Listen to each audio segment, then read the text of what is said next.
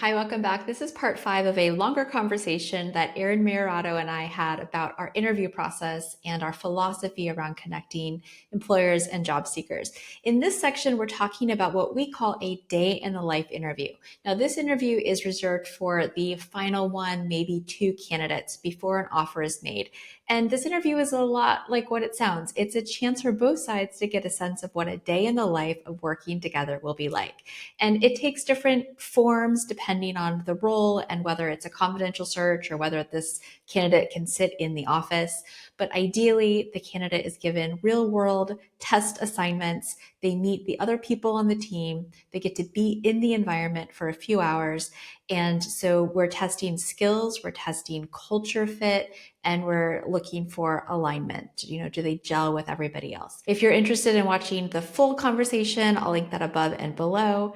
But without further ado, here is how we approach the day in the life interview. So talk about what the heck is a day in the life interview and why is it so important? Oh my gosh. In my opinion, this is critical. At this point, you've had so many conversations with this candidate. By this point, we have references, we're confirming what we believe. But at this point, it's the show me stage. So you absolutely need to get in there and test what you expect, whether it's in person or even if this person is in a remote setting, you need to test what you expect. So by providing, a structured, maybe 2-hour time frame, if it's an in-person exercise, and you're going to be available, you're not going to be hovering, but you're going to be available. And you're going to keep in mind that you have not trained them on a single thing to do with your business, right? So with that thought in mind, you're assigning them some tasks to complete, and you're there for questions, concerns, filling in any blanks if necessary. But what you're watching for is, how are they coming to the conclusion or completing these tasks? Did you leave information out? Are they resourceful? Did they ask really good questions? And what's the end result? What's that deliverable? You are not expecting perfection at this point, but what you are looking for is some areas that will help you learn how to help them be trained in the role. Any area where they might need to be leveled up to what your expectations are. And in addition, you're also seeing how they respond to feedback that they may not want to hear all the time, right? You're going to give them both that positive and the constructive. And if you're noticing that they are not responding to you in a normal way, right? They're prickly or something about the temperature in the room changes. Those are things that are not going to change over time. It's only going to get worse. And it should be a very solid red flag for you to stop what you're doing and take a couple steps back and continue to move forward. To me, that is, I think, before you present an offer to anybody, it's such a shame to start working with somebody and a week into the role, you're recognizing right away that they said, hey, I can create this flyer. Hey, I can manage this transaction. I've got your calendar, under wraps, like here's what's going on, but you're noticing those results are not there. They're saying what they're doing. So you need to make sure you're speaking the same language. When I say, hey, have this listing presentation prepared for me, what does that mean? Right? Does that mean the CMA is in there that I did it myself? Are you providing that to me? Is there any other, are there any special details about this neighborhood that we should include?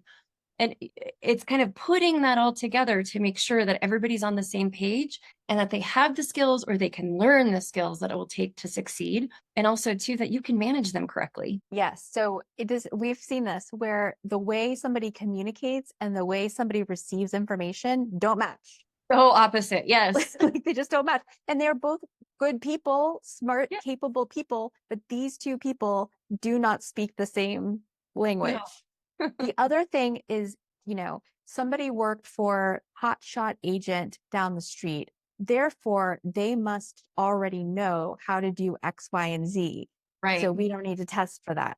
And then they get into the office. It turns out, no, they don't know how to do it, or they don't have any idea how to do it at the level or the detail or whatever that you need it.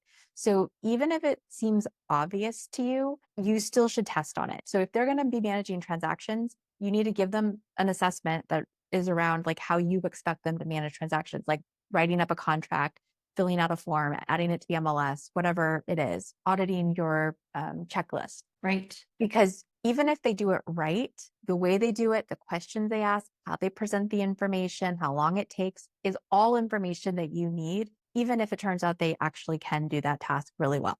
It's not just about the task. That's the beauty of this whole thing.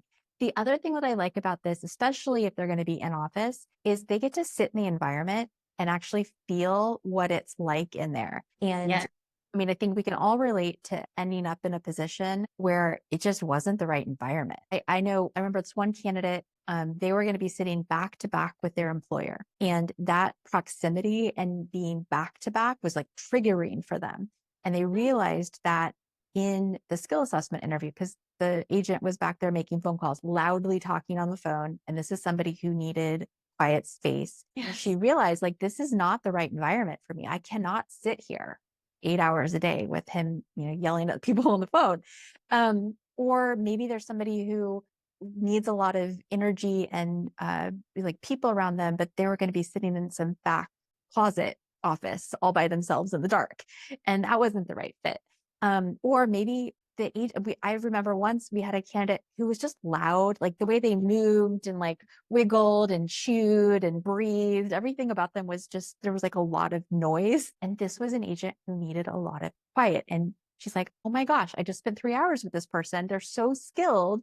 They check all the boxes, but I don't think I can sit next to them, for all this time. This isn't the right, it doesn't feel right. So that helps. And then also it's those other interviews. So if at all possible, we want this person to meet some of their coworkers or meet the office manager or have a side interview with the coach, somebody else with the agent or the employer out of the room, out of earshot, so that they can get the full picture.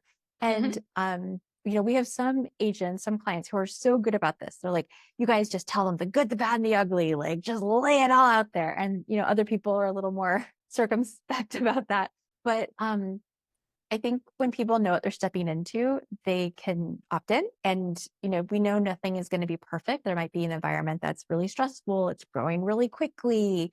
They work with really, high-end clients, and you're dealing with business managers and things get kind of messy and complicated, whatever. When people know that and they're prepared before they come in, then they can roll with it versus just talking to the agent, not getting to meet anybody else, sort of interviewing within a silo and then being thrown into something that they weren't mentally prepared for. That's where we have problems. That's where things start to go around.